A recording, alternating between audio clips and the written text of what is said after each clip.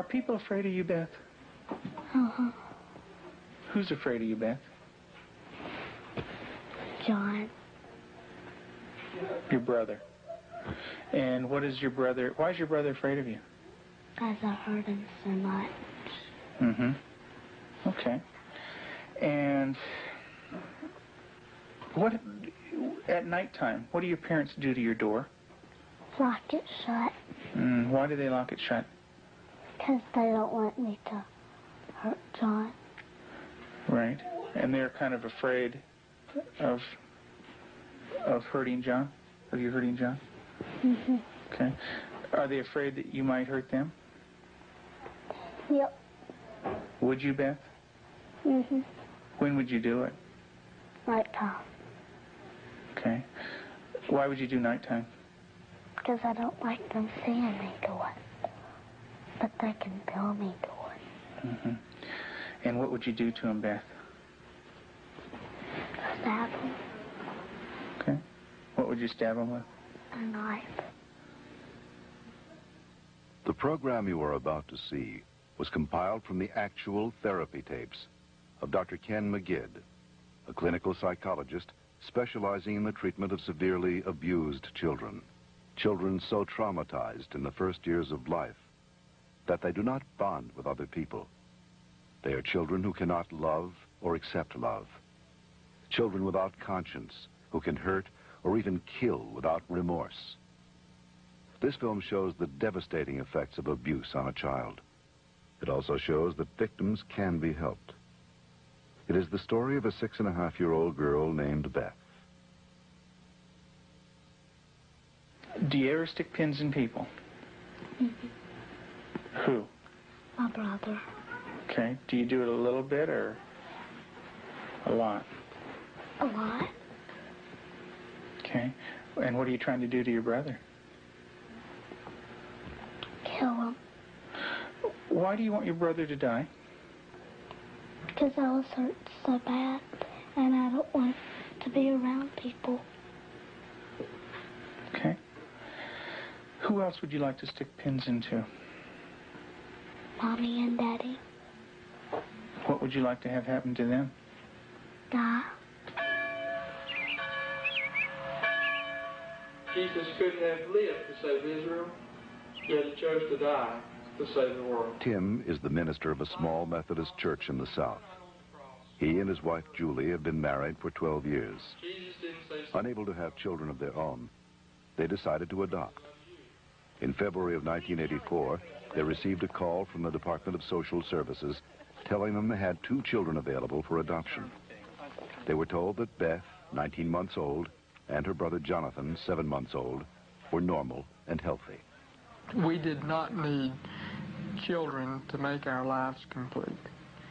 We felt secure in ourselves and secure in our relationship, but we wanted to share that with somebody else, and we felt like we had a lot to pass on to a child, and that was what we really wanted to do. And when the phone call came, it was like, at last it's here. And it seemed like a miracle. It had happened so quick. We'd heard of couples having to wait 5, 10 years on a child, and here we had 2 young children. It was like the answer to our dream. Their dream became a nightmare when they realized that Beth and Jonathan had severe emotional problems. We had the kids with us, Beth and her younger brother John, for probably a couple of months until we began to learn something about their background and their past. And when we learned it, some things seemed to fall in place about her behavior and John's behavior. From several sources, we discovered that they didn't have enough food to eat. That perhaps even Beth went all day maybe with just a box of Kick cereal. John himself was found in a bassinet with little patches of urine all over it and a dirty diaper and a couple of bottles at his feet that had curdled milk, and the back of his head was completely flat. The front of his head had bulged out, and at 7 months he couldn't raise his head, couldn't roll over.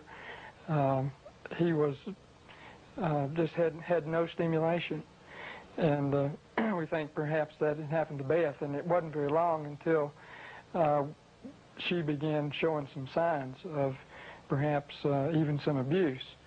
There was a nightmare that she had, and the nightmare was about a man who was falling on her and hurting her with a part of himself. Tell me about your birth father. What was that nightmare like?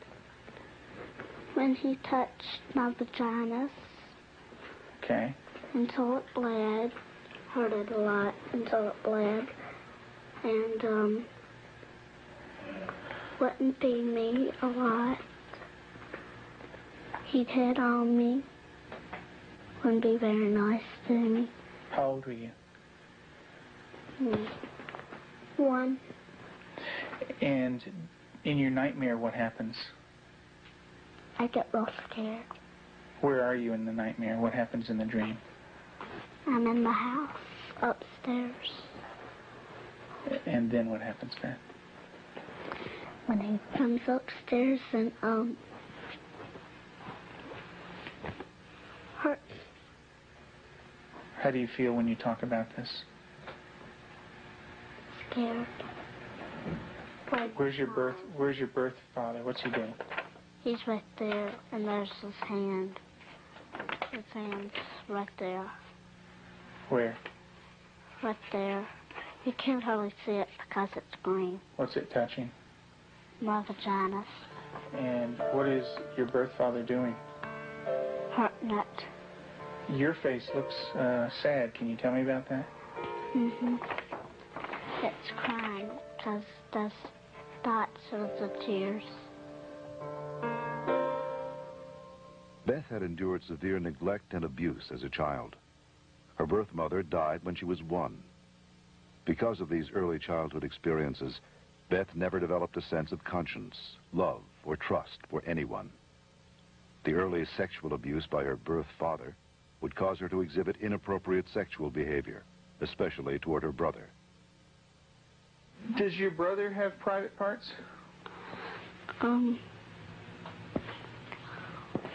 Yeah. Yeah. What is his private parts?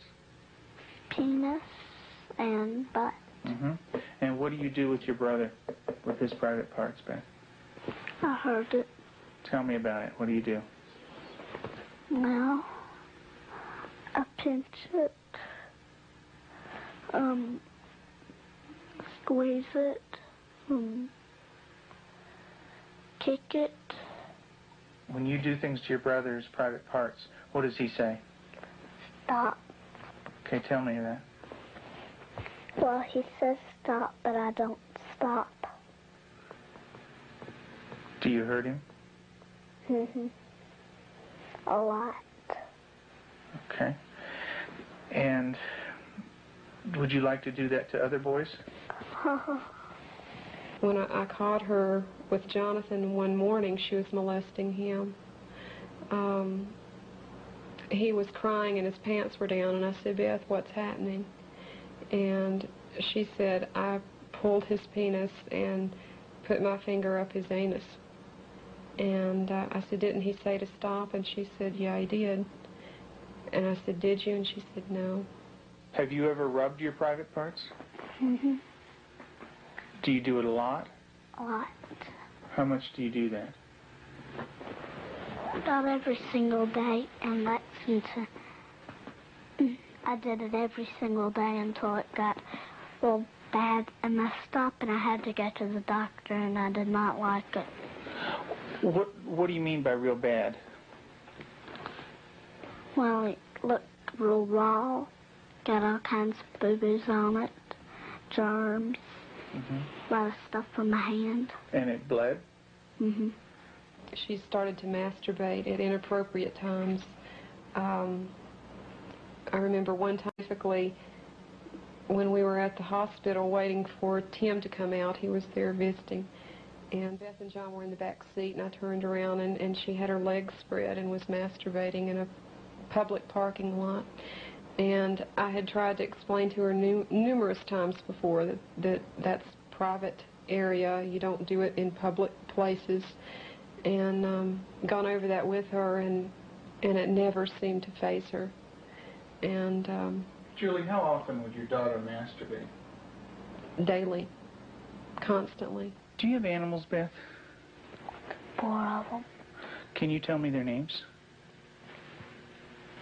Clyde, Shuggy, Darcy, and Annie.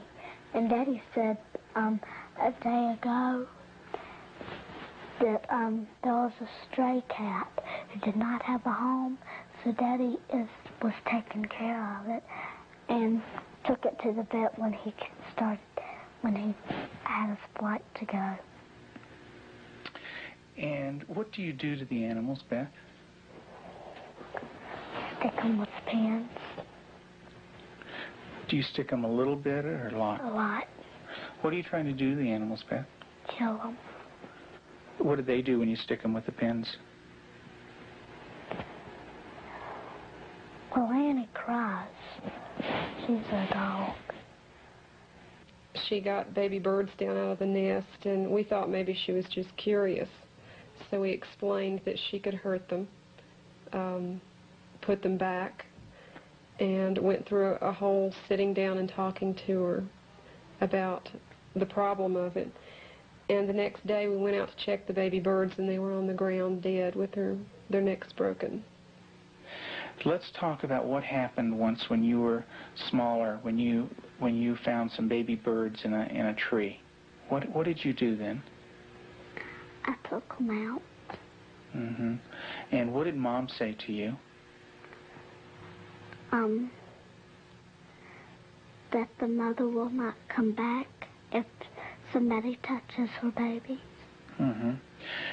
Are the baby birds kind of small? Can you describe them for me? Well, they don't have their eyes open, but they can hear me, and they look up. Are they kind of helpless? Little baby birds?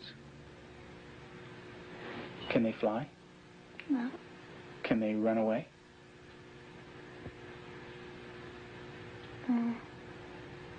Yes. They can? Are they easy to catch or hard to catch? Hard. Yeah. Well, it's hard to remember. With the baby birds, what did you do? Took them out of the tree. And what did you do with them? Played around too rough. Also, when at the end, I picked it up and I thought it was Dad, and I came to say, Mommy, is this bird dead? And she said, she called Daddy and said, Tim, and Daddy came and, I think I remember that they said yes. Mm-hmm. And so did the little baby birds die? I don't know. You don't remember? I just remember that I think I remember that Mommy and Daddy saying the last bird we got was dead. Mm-hmm. Do you know what Mom said to me? She said that all of them were dead. Did you squeeze them? Did Baby Beth squeeze them? You're doing a good job, honey. Go ahead and tell me what happened. I squeezed them. And what happened? They died.